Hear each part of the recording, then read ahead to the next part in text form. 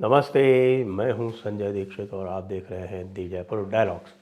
हमारी चैनल को सब्सक्राइब करके बेल आइकॉन दबावें, वीडियो लाइक करें, शेयर करें और याद रखें अवश्य जाएं हमारे आपणा मर्चेंडाइज स्टोर पर और वहां पर हुडीज़ का नया स्टॉक आया है, उसे अवश्य देखें।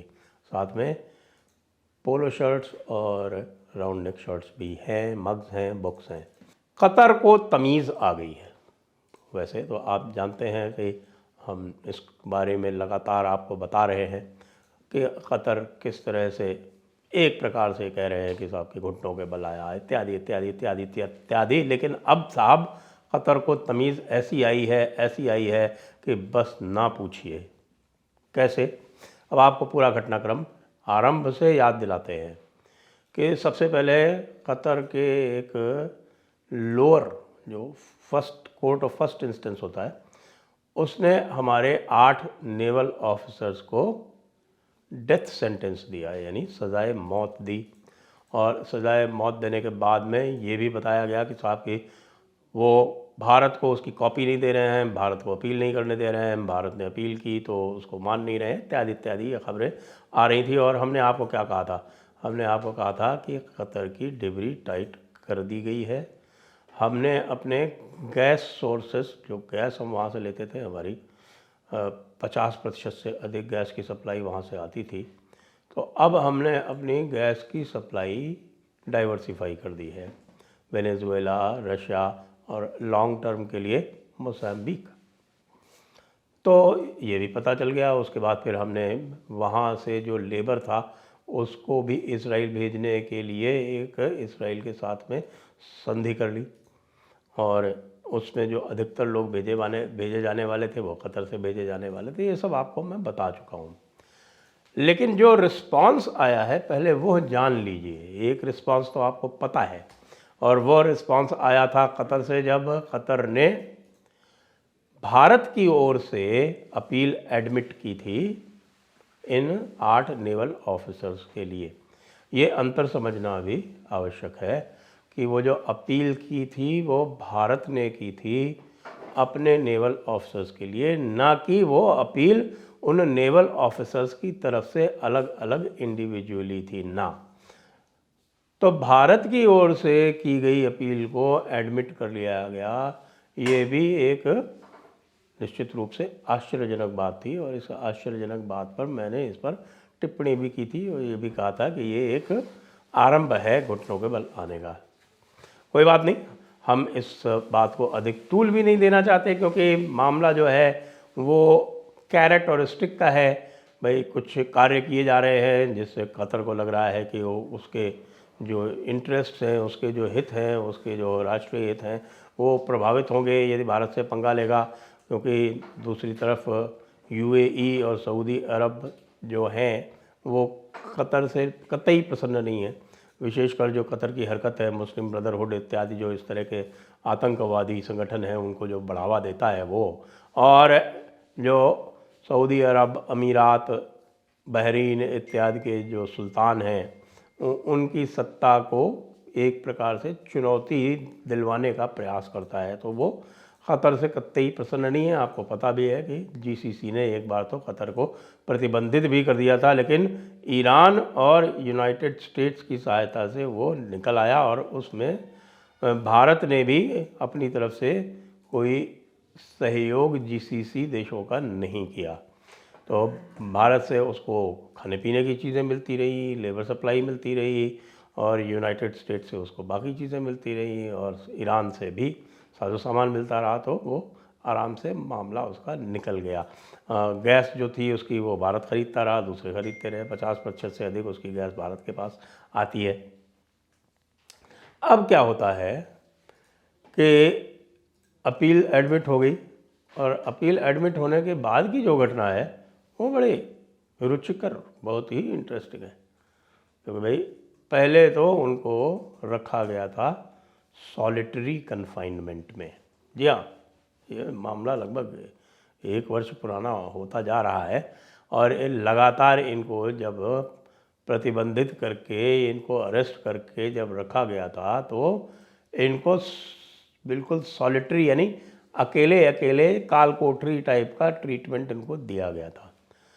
लेकिन अपील एडमिट होने के तुरंत बाद इनको ट्विन शेयरिंग बेसिस पे, यानी कि 4 कमरों में 2-2 करके ये जो अफसर थे उनको साथ साथ रख दिया गया।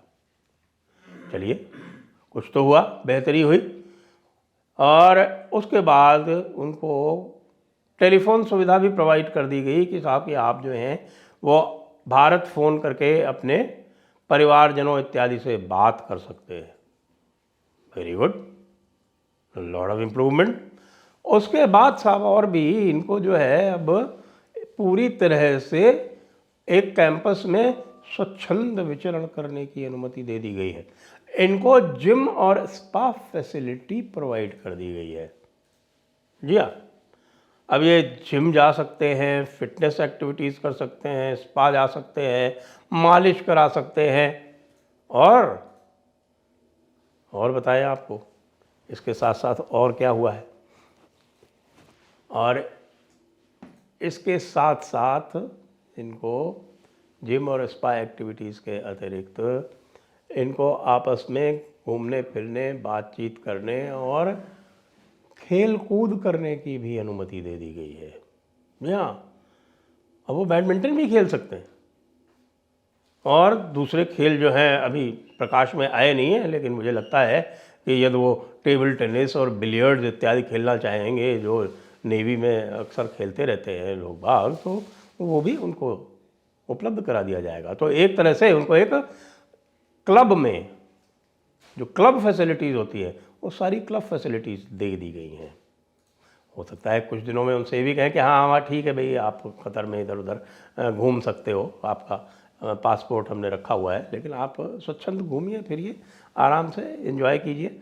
हो सकता है कि कुछ उनको भारत की ओर से उपलब्ध करा दी जाए कुछ विदेशी मुद्रा।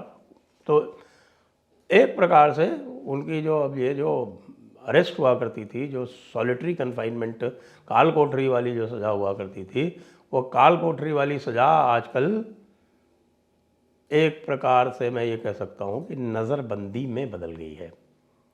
क्या नज़रबंद जब किए जाते हैं लोग तो अपने घर में ही कर दिए जाते हैं, अब इनको एक किसी क्लब टाइप की फैसिलिटी में लाकर अब नज़रबंद कर दिया गया है। तो अब आप देख सकते हैं कि यह किस ओर जा रहा है मामला। और अभी तो कोर्ट ऑफ अपील में है, वो कोर्ट ऑफ अपील के अतिरिक्त अभी और भी बहुत सारे उपाय बाकी हैं भारत के पास। इसमें लोग सोच रहे होंगे कि भाई भारत के पास जो उपाय है वो कर रहा है तो कतर से सीधे डील कर रहा है, क्या भारत ने यूनाइटेड स्टेट्स से भी सहायता मांगी होगी? मुझे नहीं लगता कि अमेरिका से कोई सहायता मांगी होगी, क्योंकि अमेरिका किसी भी सहायता करने की भाई बड़ी कीमत वसूल करता है। और फिर अमेरिका जो है उसकी नीयत भी आप जानते हैं किस तरह की रहती है। अब उसके जितने भी बड़े बड़े जो स्टेट डिपार्टमेंट से फंडेड सारे इंडेक्स हैं, उस इंडेक्स में लगातार भारत को नीचा दिखाने का प्रयास वो करते ही रहते हैं, चाहे वो फ्रीडम इंडेक्स हो और डेमोक्रेसी इंडेक्स हो और चाहे वो रिलीजियस इंडेक्स हो, सारे में ये एक प्रकार से वो यही दिखाते रहते हैं और मीडिया पब्लिसिटी नेगेटिव करते रहते हैं भारत के विरुद्ध। अभी आपने देख लिया कि ये गुरुपतवंत सिंह पन्नू वाले मामले में किस तरह से उन्होंने एक प्रकार से भारत को विलन पेंट करने का प्रयास किया। तो भाई ये चीज़ें जो है, ये भारत आजकल का भारत जो है वो सहन कतई करता ही नहीं है। और भारत ने कहा ठीक है भाई, आप जिस किसी आदमी की बात कर रहे हो वो ड्रग रनर है, हम उसके लिए इन्वेस्टिगेशन कर लेते हैं, हमारा तो आदमी है नहीं कोई। आप कह रहे हो कि है कोई और आपके किसी ने कुछ किया तो हम कर लेते हैं, लेकिन ऐसे व्यक्ति से आप क़तर को यदि आप चाहो कि आप क़तर को मैनेज करोगे तो वो कतई फीजिबल नहीं है। तो भारत मैनेज कर रहा है, किसके माध्यम से कर रहा है? सीधे सीधे तो कर ही रहा है, उसके अतिरिक्त वो कर रहा है सऊदी अरब और अमीरात के माध्यम से, क्योंकि सऊदी अरब और अमीरात जो हैं वो कतर को कतई चाहते नहीं है और कतर भी ये जानता है कि इनके बिना उसका गुजारा भी नहीं है आगे चल के। इसलिए जीसीसी ने जब गल्फ़ कोऑपरेशन काउंसिल के जो 6 देश हैं उनमें से 5 ने जब इनके ऊपर बैन लगा दिया था यानी कि कुवैत, बहरीन, अमीरात, सऊदी अरब, ओमान, इन्होंने सबने जब इनके ऊपर बैन लगा दिया था तब ये बहुत कष्ट में रहते और फिर इन्होंने अंत में नेगोशिएट करके उसका रास्ता निकाल के और उससे अपना बचाव किया था।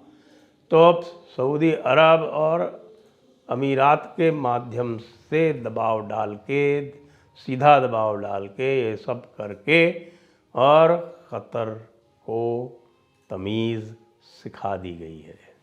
जय हिंद, जय भारत, वंदे मातरम।